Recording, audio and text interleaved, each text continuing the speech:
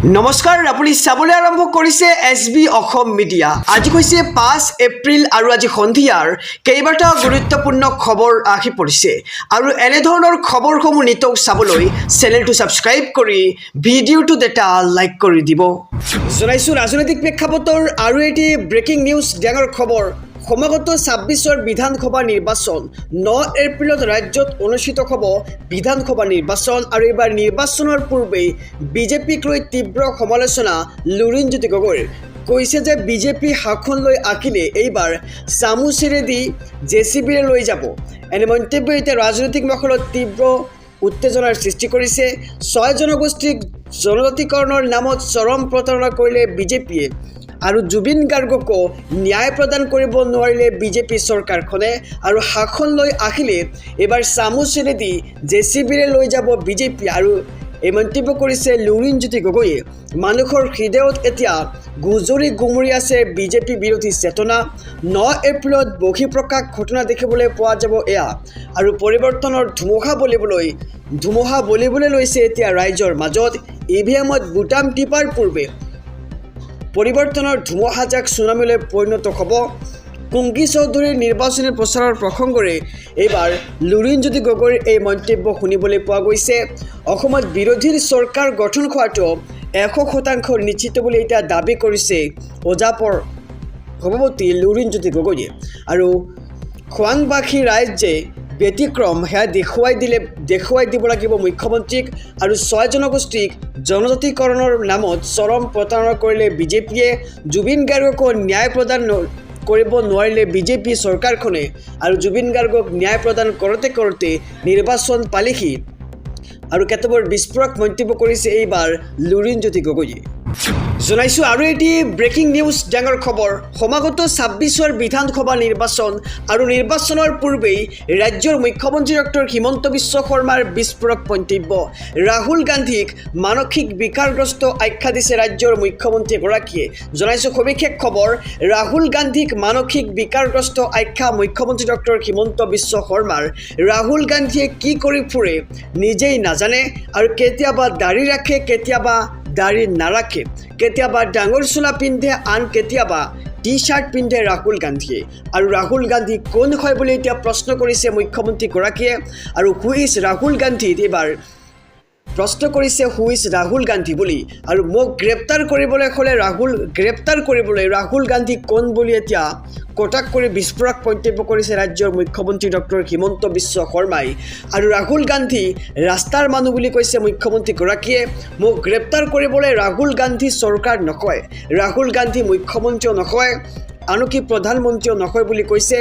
আৰু মন্তব্য মুখ্যমন্ত্ৰী ডক্টৰ হিমন্ত বিশ্ব শৰ্মাৰ কৈছে যে ৰাহুল গান্ধী মানসিক বিকাৰগ্ৰস্ত এজন মানুহ, ৰাহুল গান্ধী কি কৰি ফুৰে নিজেই নাজানে। জনাইছোঁ আৰু এটি ব্ৰেকিং নিউজ ডাঙৰ খবৰ। মুছলমানৰ সম্পদ গৌৰৱ গগৈ। হিন্দু হৈও মুছলমানৰ বাবে দিনে নিশাই কাম কৰে গৌৰৱ গগৈয়ে। এক ডাঙৰ খবৰ জনাইছোঁ সমগ্ৰ ৰাজ্যবাসীক। মুছলমানৰ সম্পদ হৈছে গৌৰৱ গগৈ। মুছলমান সমাজৰ বাবে নিজকে উচৰ্গা কৰিছে গৌৰৱ গগৈয়ে আৰু মুছলমানৰ বাবে মাত মতা মানুহজনে হৈছে গৌৰৱ গগৈ আৰু মুছলমানৰ বাবে লোকসভাতো নিজকে উচৰ্গা কৰিছে গৌৰৱ গগৈয়ে। হিন্দু হ'লেও গৌৰৱ গগৈয়ে মুছলমানক ভাল পায়। অসমতো দিনে নিশাই মুছলমানৰ বাবে কাম কৰি আছে গৌৰৱ গগৈয়ে আৰু গৌৰৱৰ প্ৰসংগত এইবাৰ পঞ্চমুখ কংগ্ৰেছ প্ৰাৰ্থী আব্দুছ সুবাখান আলী চৰকাৰৰ আৰু মুছলমানৰ সম্পদ হৈছে গৌৰৱ গগৈ। মুছলমান সমাজৰ বাবে নিজকে উচৰ্গা কৰিছে গৌৰৱ গগৈয়ে আৰু মুছলমানৰ বাবে মাত মতা মানুহজনে হৈছে গৌৰৱ গগৈ আৰু মুছলমানৰ সম্পদ এইবাৰ গৌৰৱ গগৈক আখ্যা দিয়া হৈছে। মুছলমান সমাজৰ বাবে নিজকে উচৰ্গা কৰিছে গৌৰৱ গগৈয়ে। জনাইছোঁ আৰু এটি ব্ৰেকিং নিউজ ডাঙৰ খবৰ। সাংসদ ৰাঘৱ চাদ্দাৰ প্ৰতিক্ৰিয়া। এইবাৰ হিন্দী ভাষাত কৈছে যে মে ঘায়াল হো ইছলিয়ে ঘাতক হো। এক ডাঙৰ খবৰ জনাইছোঁ সমগ্ৰ ৰাজ্যবাসীক। আপ নেতৃত্বৰ অভিযোগক লৈ এইবাৰ সৰব হৈছে সাংসদ ৰাঘৱ চাদ্দা। মই ৰাজ্যসভালৈ উত্তপ্ত পৰিস্থিতি সৃষ্টি কৰিবৰ বাবে যোৱা নাই। নিৰ্বাচিত প্ৰতিনিধি ৰূপে গুৰুত্ব বিষয়ত মাত মতাটোৱে হৈছে মোৰ দায়িত্ব আৰু মোৰ বিৰুদ্ধে চৰকাৰৰ নীতিক বিৰোধ নকৰাৰ অভিযোগ বিৰোধ নকৰাৰ অভিযোগ ভিত্তিহীন আৰু 4 বছৰত মই বহু গুৰুত্বপূৰ্ণ বিষয়ত মাত মাতি আহিছোঁ বুলি এইবাৰ ৰাঘৱ চাদ্দাই মন্তব্য কৰিছে। আনকি তেওঁৰ বিৰুদ্ধে পৰিকল্পিতভাৱে আক্ৰমণ কৰাৰ অভিযোগ উত্থাপন কৰা হৈছে। কালিৰ পৰা দেখা গৈছে যে মোৰ বিৰুদ্ধে স্ক্ৰিপ্টেড অভিযোগ অনা হৈছে আৰু এনে মন্তব্য কৰিছে এইবাৰ সাংসদ ৰাঘৱ চাদ্দাই। এয়া কাকতলীয় নকয়, এয়া সংগঠিতভাৱে নেতৃত্বই মোক কৰা আক্ৰমণ আৰু নেতৃত্বৰ সকলো মিছা অভিযোগ উদঙাই দিব বুলিও মন্তব্য ৰাঘৱ চাদ্দাৰ। আৰু মে ঘায়াল হো ইছলিয়ে ঘাতক হো, এইদৰেও প্ৰতিক্ৰিয়া ৰাঘৱ চাদ্দাৰ। বৃহস্পতিবাৰে ৰাঘৱ চাদ্দাক ৰাজ্যসভাৰ উপদলপতিৰ পৰা অপসাৰণ নেতৃত্বৰ আৰু তাক লৈ এতিয়া আপৰ বহু জ্যেষ্ঠ নেতাৰে চলি আছে সাংসদ চাদ্দাৰ বাকযুদ্ধ আৰু আপ নেতৃত্বৰ অভিযোগক লৈ এইবাৰ সৰব হৈছে সাংসদ ৰাঘৱ চাদ্দা। মই ৰাজ্যসভালৈ উত্তপ্ত পৰিস্থিতি সৃষ্টি কৰাৰ বাবে যোৱা নাই বুলি মন্তব্য আৰু নিৰ্বাচিত প্ৰতিনিধিৰূপে গুৰুত্ব বিষয়ত মাত মতৰকহে মোৰ দায়িত্ব বুলি মন্তব্য কৰিছে ৰাঘৱ চাদ্দাই। ৰাজনৈতিক প্ৰেক্ষাপটৰ এটি খুবেই ডাঙৰ খবৰ। সমাগত 26ৰ বিধানসভা নিৰ্বাচন আৰু নিৰ্বাচনৰ পূৰ্বে এইবাৰ আছাদুদ্দিন ওৱেইছিৰ এক ভয়ংকৰ মন্তব্য। অসমত এইবাৰ মুখ্যমন্ত্ৰী হ'ব মিয়া, এই মন্তব্য কৰিছে এইবাৰ আছাদুদ্দিন ওৱেইছি। জনাইছোঁ সবিশেষ খবৰ। ৰাজ্যৰ নিৰ্বাচনী যুঁজত এইবাৰ ধৰ্মীয় মেৰুকৰণৰ নতুন মাত্ৰা আৰু AIUDFৰ জনসভাত ওৱেইছিৰ ভাষণত শুনা গ'ল এক নতুন হুংকাৰ। অসমত এইবাৰ মুখ্যমন্ত্ৰী হ'ব মিয়া, কংগ্ৰেছ বিজেপি নকয়, অসমত মিয়াৰ মুখ্যমন্ত্ৰী হ'ব আৰু এইবাৰ অসমত মিয়াৰ অবিহনে চৰকাৰ গঠন অসম্ভৱ বুলি কৈছে আছাদুদ্দিন ওৱেইছিয়ে।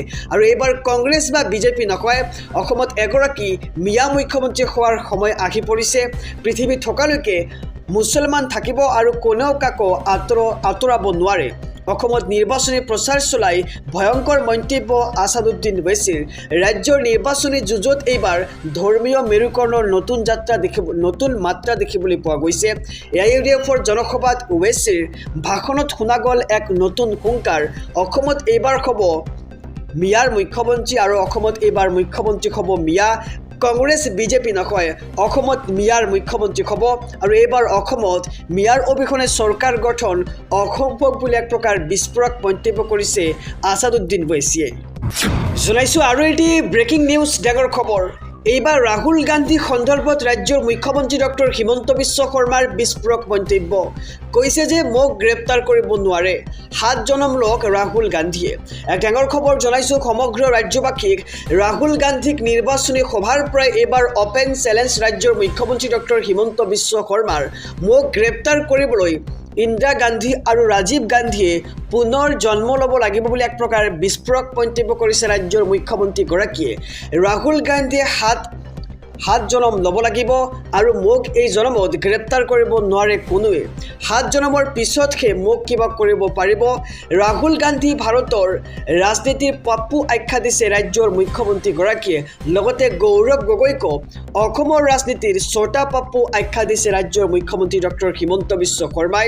আৰু সনাতন হিন্দু ধৰ্মক শেষ কৰিব বিচাৰে ৰাহুল গান্ধী আৰু গৌৰৱে। বিস্ফোৰক মন্তব্য হিমন্ত বিশ্ব শৰ্মাৰ। কৈছে যে ৰাহুল গান্ধীক নিৰ্বাচনী সভাৰ পৰা এইবাৰ অপেন চেলেঞ্জ হিমন্ত বিশ্ব শৰ্মাৰ। ৰাহুল গান্ধীক নিৰ্বাচনী সভাৰ পৰাই অপেন চেলেঞ্জ দি কৈছে যে 7 জনমৰ পিছতহে ৰাহুল গান্ধীয়ে হিমন্ত বিশ্ব শৰ্মাক গ্ৰেপ্তাৰ কৰিব পাৰিব আৰু হিমন্ত বিশ্ব শৰ্মাক গ্ৰেপ্তাৰ কৰিবলৈ হ'লে ইন্দিৰা গান্ধী আৰু ৰাজীৱ গান্ধীয়ে পুনৰ জন্ম ল'ব লাগিব। জনাইছোঁ আৰু এটি ব্ৰেকিং নিউজ, ডাঙৰ খবৰ। নিৰ্বাচনৰ প্ৰাক মুহূৰ্তত এইবাৰ কংগ্ৰেছ আৰু বিজেপিৰ এক ভয়ংকৰ যুদ্ধ দেখিবলৈ পোৱা গৈছে। মুখ্যমন্ত্ৰী ডক্টৰ হিমন্ত বিশ্ব শৰ্মাই কৈছে যে মোক ভুৱা হিন্দু সজোৱাৰ আগতে নিজৰ পৰিয়ালৰ স্থিতি স্পষ্ট কৰক গৌৰৱ গগৈয়ে।